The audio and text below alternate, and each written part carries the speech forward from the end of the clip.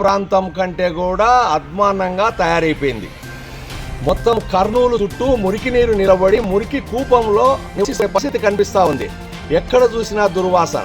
అన్ని నదులలో నగరానికి సంబంధించినటువంటి మురికి నీరు చేరి దోమల బాధ, భయంకరమైనటువంటి దుర్వాసనతో చర్మ 4 సంవత్సరాల కింద ప్రారంభించారు 48 కోట్లు పెట్టి. ఏమంటే కర్నూలు చుట్టూ ఉండేటువంటి మురికి నీరుని అంతా శుద్ధి చేస్తామని చెప్పి కేంద్ర మంత్రులు కూడా పాల్గొన్నారు.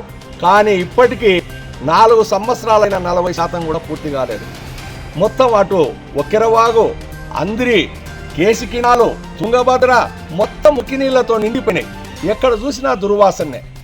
మరి పాలకులు ఏం చేస్తున్నట్లు?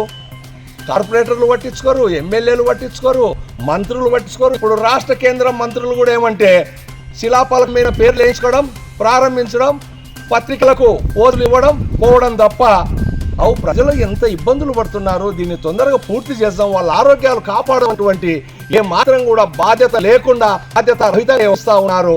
కాబట్టి ఇప్పటికైనా పాలకులు లేరు, ప్రభుత్వ అధికారులు ఉన్నారు. కాంట్రాక్టర్ నిలబెట్టేశాడు. 3 కోట్ల రూపాయలకు పైగా బిల్లులు రావాలని చెప్పి తెలిసింది. వెంటనే కాంట్రాక్టర్ బిల్లులు ఇచ్చేసి ప్రజల ఆరోగ్యం కాపాడాలని చెప్పి పట్టణ పౌర సంక్షేమ సంఘం భారీగా ఇరిగిని పుల్లారెడ్డి అని నేను ఈ ప్రభుత్వానికి మనం చేస్తా ఉన్నా. జమ్మిచెట్టు ప్రాంతంలో మురుగునీటి శుద్ధి కేంద్రం అని చెప్పేసి 2020లో దానికి 43 కోట్లతో బడ్జెట్ శాంక్షన్ చేశారు. 4 సంవత్సరాలైనా ఇంతవరకు దాని పని పూర్తి కాలేదు. ఎక్కడి పని అక్కడే ఉంది. అంటే ఈ పాలకులు నిదానంగా చేస్తే ఇంకా కొన్ని కోట్లతో బడ్జెట్ని విడుదల చేసుకోవాలని ప్రయత్నం చేస్తున్నారేమో అర్థం కావడం లేదు. ఈ అందరి మురికి నీళ్ళంతా వచ్చి శుద్ధి చేస్తామంటున్నారు. ఆ మురికి నీళ్ళని అక్కడే ఉన్నాయి. ఆ మురికి నీళ్ళ వల్ల దోమల బెడత ఎక్కువైపోయింది.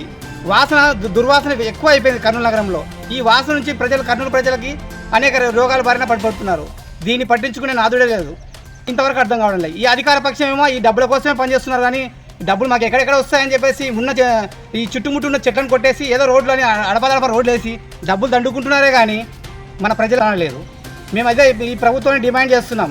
ఈ శుద్ధి కేంద్రాన్ని అతి త్వరలో పూర్తి చేయాలని.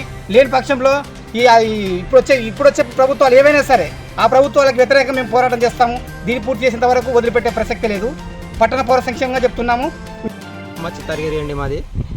ఇక్కడ గత 4 ఏళ్ల క్రితము శంకుస్థాపన చేశారు ఈ మురుగునీళ్ళు శుద్ధి కేంద్రం అని చెప్పి.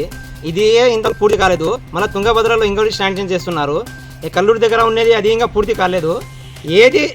ఏ శుద్ధి కేంద్రం అనేది పూర్తి చేయకుండా కేవలం కాంట్రాక్టుల దగ్గర లంచం తీసుకొనికి వీళ్ళు ఇవన్నీ మొదలు పెడుతున్నారు. కానీ ఏది పూర్తి చేయడం లేదు.